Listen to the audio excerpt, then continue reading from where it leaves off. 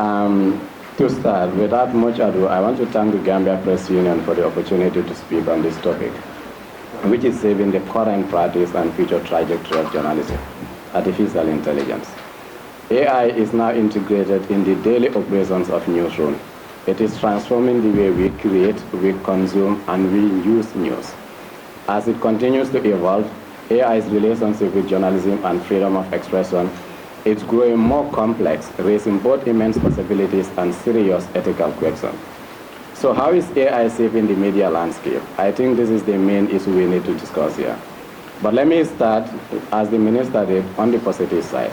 AI offers valuable tools for journalists in different ways. First, AI tools have tremendously enhanced news production. And let me explain this with an anecdote. Like the minister, when I started my journalism career, like the minister explained of his schooling days before. When I started journalism like 15 years ago, I think very recently, we used to have, I was going to bring my tape recorder. We used to have tape recorders, mini cassette tape recorders. This is what we used to use to do our recordings and to transcribe. And some of us who used to cover the National Assembly those days the National Assembly used to have their sessions in the evening. It is not uncommon to have a National Assembly session continue up to 10 p.m., up to sometimes 11 p.m. If you are working for a daily newspaper, from that coverage that night, you rush to your newsroom, listen to that record, transcribe, and spend laborious hours of transcription. Also, usually when the cassettes are full, which is not also uncommon, you can spend like 2-3 hours of transcribing, and then go through your transcript and write your news report. It's not also uncommon to have journalists, return from their newsroom home at 1 a.m. in the morning, 1 a.m., because they have to transcribe, and transcription is not easy thing to do. Thanks to AI now, you can have your record, input it into the AI tool, and have your AI and have your audio transcribed within matter of seconds. Just seconds, not even minutes. This is what people used to do in hours. So AI has, in this case, revolutionized how news is produced. After this transcription, you can just give your text to the AI tool and ask the tool to give you a summary or even a news product. This is how AI is also used to generate news. So AI in this case has tremendously revolutionized how the media is operating. In addition or similar to this, translation too.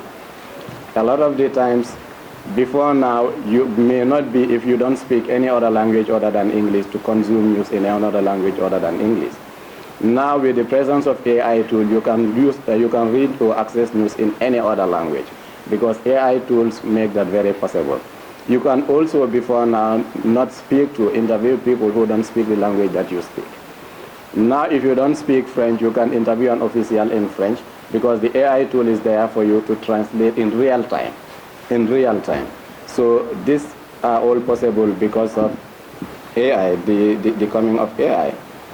Also, AI can be used, or AI is used, like I said, as a tool to automatically generate news, summarize long reports in seconds. This comes in handy when you are working on a large data set like leaked government documents for corporate records. Talking about leaked documents, here I am thinking of the Panama Papers. I know of colleagues who worked on the Panama Papers, and if you know Panama Papers, it's tons and tons of leaked documents, thousands of pages, thousands of terabytes of document that you have to go through page by page to make sense of. With an AI tool, you can just upload the document in the AI system, and within seconds, the AI system can tell you everything that is in the document. No human analyst can do this.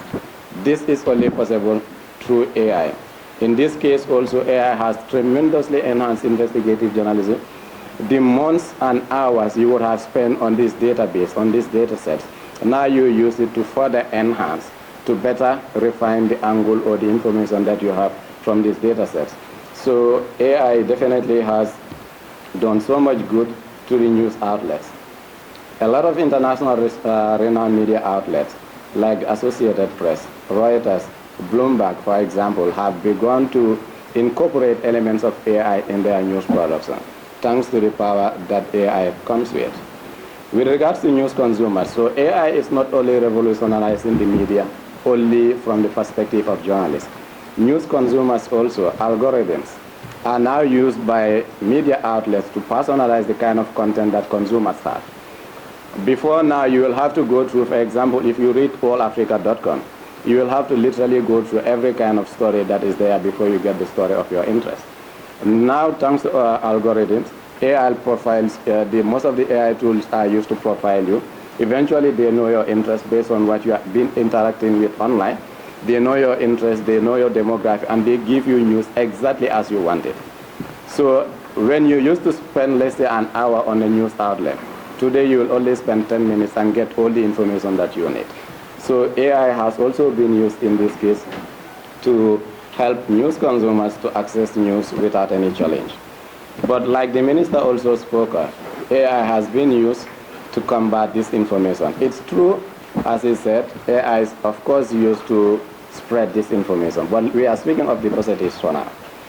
AI tools help journalists to verify sources, to detect fake news, and to combat disinformation campaign. AI tools help detect misinformation by analyzing patterns, and by analyzing patterns at a large scale. Fact-checking organizations, now at this point I am happy to see the proprietor of Fact Check Center, Cyber, and you doing a good job. Fact-checking organizations like Fact Check, Full Fact, and PolitiFact are already using AI-assisted technologies for their fact-checking. And I am so Cyber going forward, this is the way for fact-checking as well, utilizing or incorporating AI tools in your fact-checking job.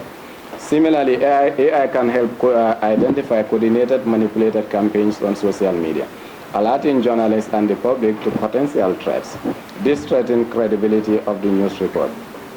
Having said all the positives, we are also aware that AI comes with some challenges to both journalists, individual journalists, and also to media operations.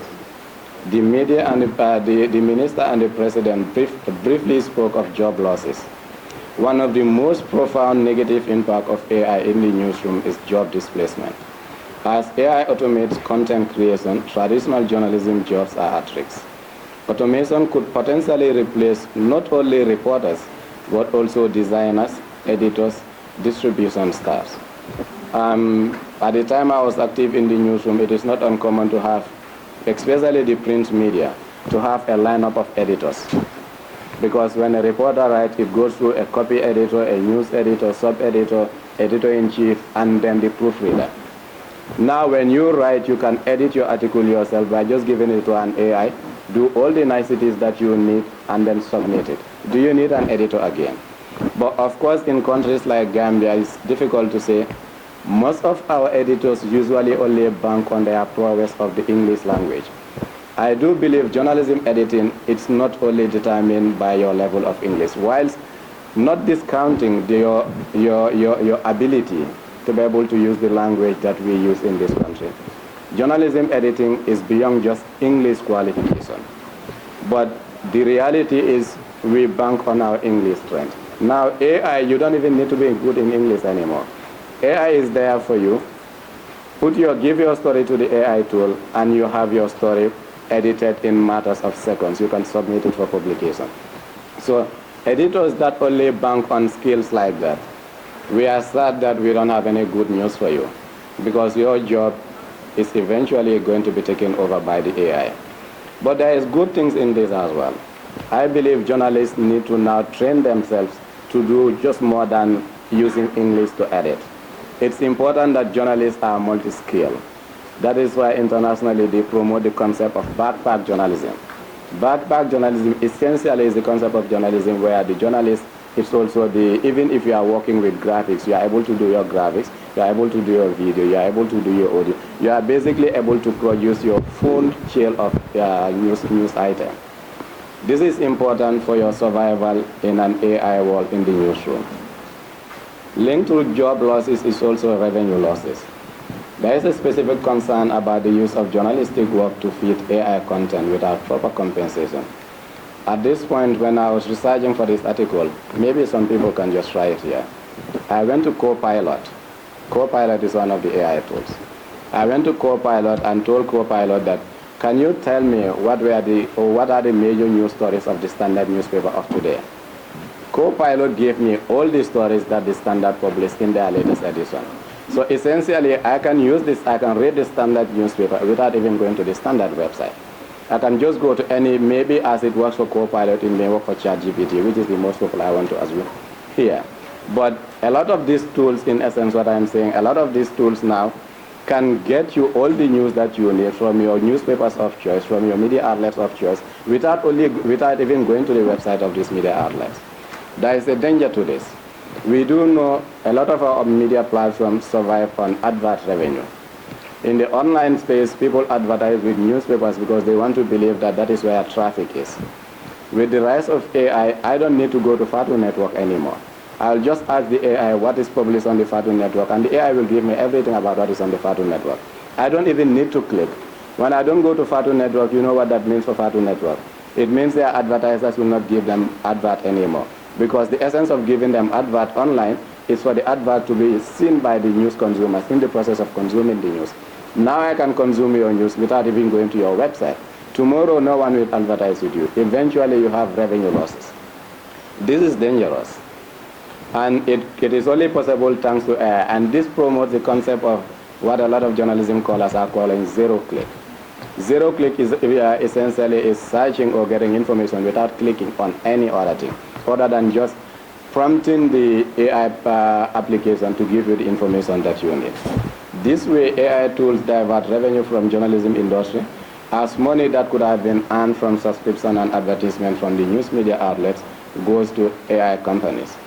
This does not only undermine the ability of journalists to produce quality journalism, but also it undermines the essential business model of a lot of media outlets. In this country, I don't know of any media outlets, or there may be, if there is very few media outlets, that survive on anything other than subscription and advertisement.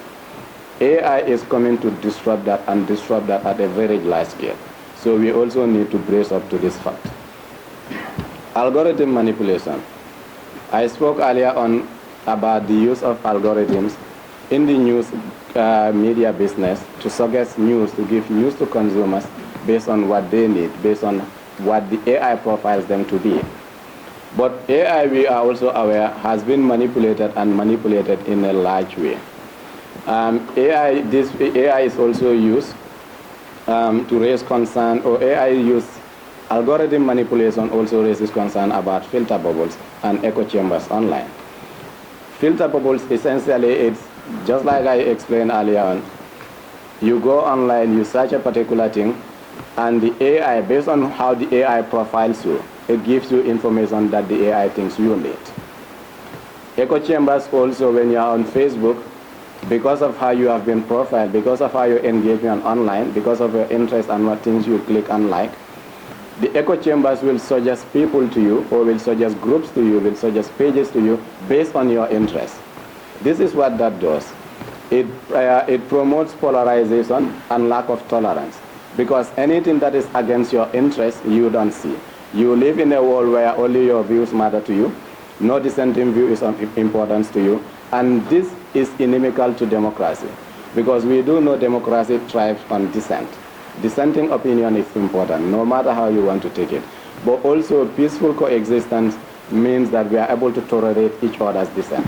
This is what polarization stands against. And this is exactly what filter bubbles and echo chambers promote. So that is also another downside of the AI. But even more dangerously, algorithms are used by social media platforms and governments to filter, moderate, and suppress content. While moderation is necessary to combat harmful content, it can also be weaponized to silence dissent. A lot of countries, in a lot of not-so-democratic countries, there are instances where governments abuse algorithms to suppress every kind of information that is against the government lines of narration. This is serious, and even some major tech companies do this. You go to Facebook. Maybe I use the typical example in the Israel-Palestine war. There are a lot of tech companies, including Facebook, that deliberately suppress content that is seen to be promoting the Palestinian agenda. Because Facebook, we all do know, I'm sure this is no news to anyone in the news media business, Facebook essentially promotes the Israel narration of things. So anything that is seen to be against the Israel narration, Facebook suppresses. They do this in different ways, but mostly using algorithms. So this is also another side of, another disadvantage of AI.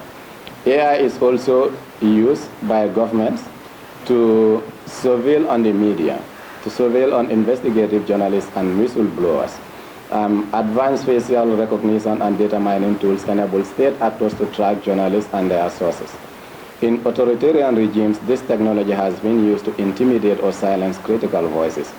Whistleblowers and investigative reporters are increasingly at risk as AI-enhanced surveillance removes the veil of anonymity that once protected them. This creates a chilling effect, discouraging investigative reporting and whistleblowing. Moreover, AI-driven censorship system can also monitor online platforms in real time. In countries with restricted internet freedom, these systems flag and remove content that are deemed politically sensitive within matters of seconds. Within seconds, you post something, it is automatically deleted. This automated censorship not only stifles dissent, but it also makes it harder to hold governments accountable. Deepfake also is a key tool that is abused in this era of AI. Another major concern I see regarding AI in the newsroom is the rise of deepfake. Deepfake is an AI technology that is used to generate videos and audio recordings that appear very authentic, but in essence they are fabricated. Recently there has been this viral video of the president of Burkina Faso speaking highly critical of the West in English language.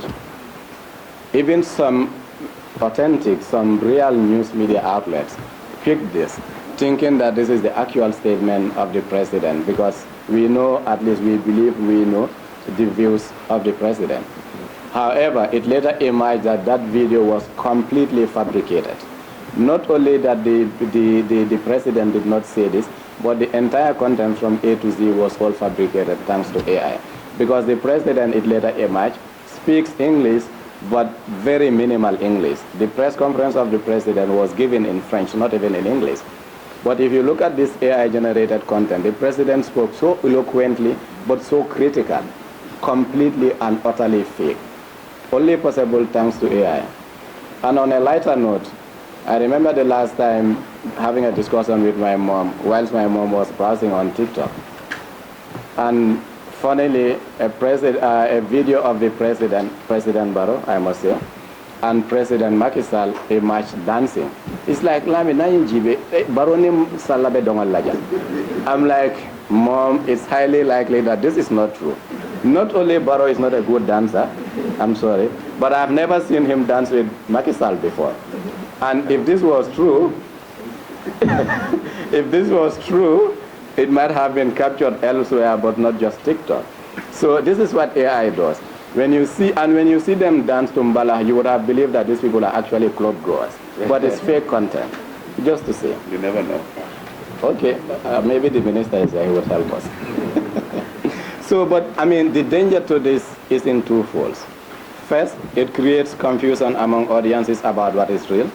When you see the statement of the Burkina Faso president, you might have believed that it is true. But when it is later confirmed that this is not true, then it automatically creates doubts in your content. What is it that I should believe in now? If this video that I think is so real, so authentic is fake, then it may be even possible that other videos I've been seeing are all fake.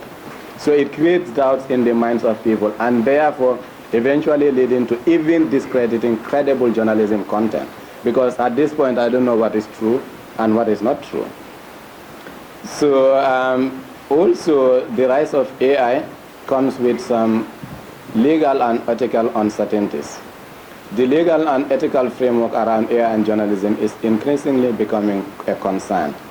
There are a lot of questions asked in these instances. For example, who is liable if an AI-generated article contains false information? Is it the media house publishing it, or is it the AI where it is generated from? We can discuss this perhaps later. How do we ensure that AI tools respect journalistic accountability? How do we make sure that AI is balanced and accurate? What happens when algorithms prioritize clickbait over substantial journalism stories? Algorithms are only recommending to you high-sounding news headlines, which in reality are not true.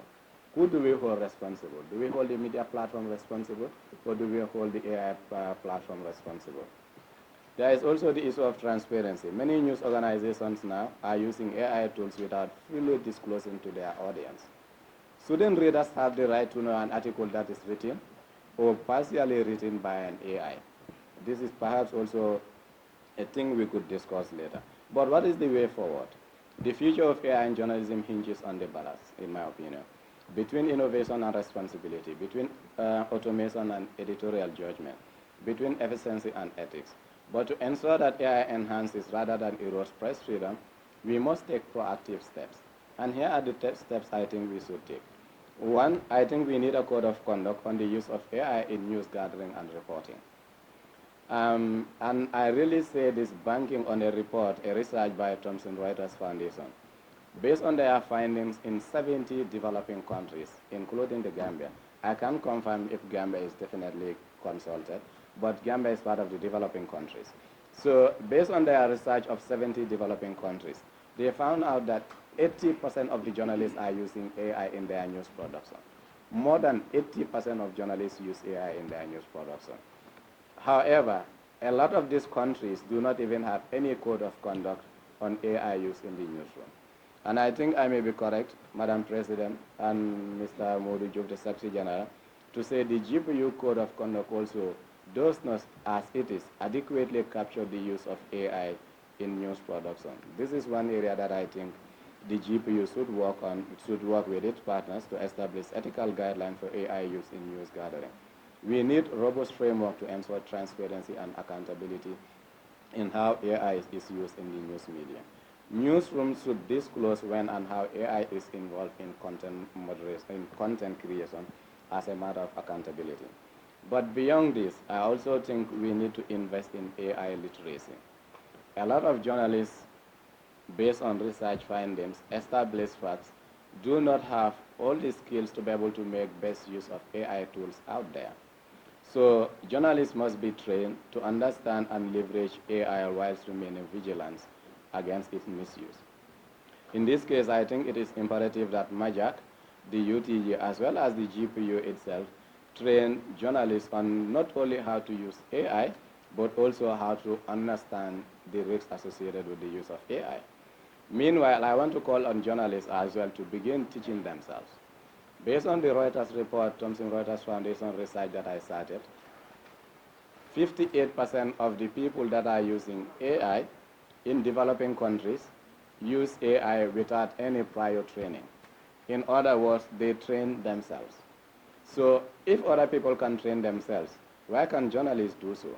Of course, it behoves on MAJAC and all the journalism training providers to make sure that a model is available to train journalists on this. But whilst that is being done, I am calling on journalists to make sure that they train themselves on how to make best use of AI at the same time. There is also a need for a very large-scale public awareness and media literacy. Citizens need to understand what AI is also used for. I told you about the proliferation of deepfake videos and audios everywhere now. If citizens are not media literate, if they are not AI literate to understand and begin to differentiate between AI-created content and real journalism content, it creates doubt in their mind as to who now to believe or who now to trust. So therefore, we think it is highly important in the essence of press freedom, in the essence of responsibility of in the sense of responsibility of the media, to train the citizens, to sensitize the citizens to also understand the downsides of AI so that they can begin to leverage it with a bit of caution. But I also spoke of revenue losses. Media houses are grappling with a lot of revenue losses. How do we correct this? I think the news media should begin to make significant arrangement with AI companies to ensure that journalists are fairly compensated for their contribution. I think it is not fair, for example, to reiterate the case I gave, for me to ask co-pilot without going to the standard newspaper for co-pilot to give me everything that the standard newspaper journalist toiled so hard to produce, only for me to consume that within minutes without anything, without even going to their website. And the standard newspaper, meanwhile, does not get anything. And I'm using this standard just as a test case. I am sure when you do this to any of the media houses in the Gambia, this is going to be your results. You will likely get the news without any challenge. And this is a challenge not only in Gambia, but even outside. We do know there are media houses that publish their stories behind paywalls. That is to say, you have to pay or subscribe before you're able to read their articles. But even some of those outlets also, when you go to the online platform, the AI platforms, they could give you the stories that these platforms are publishing. This is a significant revenue loss to these platforms. Of course, a lot of these platforms, because they are in the West, they have resources, they are challenging this. And thankfully, some of them have been getting positive verdict. But can a poor outlet in the Gambia do this? And that leads me to my next point. I think it is important, not just Gambia as a country, but Africa, the AU as a continental body, to begin to approach AI issues at the level of the continent. And I say this banking on the experience in the European Union. In Europe, the EU has enacted the AI Act and the Digital Services Act. Both the AI Act and the Digital Services Act have relevant provisions on AI use and deployment in the newsroom. I think there is a lesson or two that the African Union and African countries could borrow from Europe in this case as well. To conclude, I think artificial intelligence is neither inherently good nor evil. It is a tool, a powerful and a fast evolving tool. In the hands of responsible actors, it can be used to empower journalists and enhance press freedom, support investigative reporting, and improve access to information.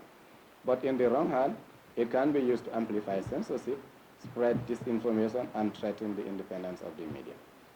In essence, the impact of AI on press freedom and media depends on how we choose to use it. Let us embrace AI potentials whilst remaining vigilant against its risks. Let us ensure that AI serves the public good. And before I say thank you, I have a confession to make. About 30% of the content of this statement is AI generated, just so you know. Thank you so much.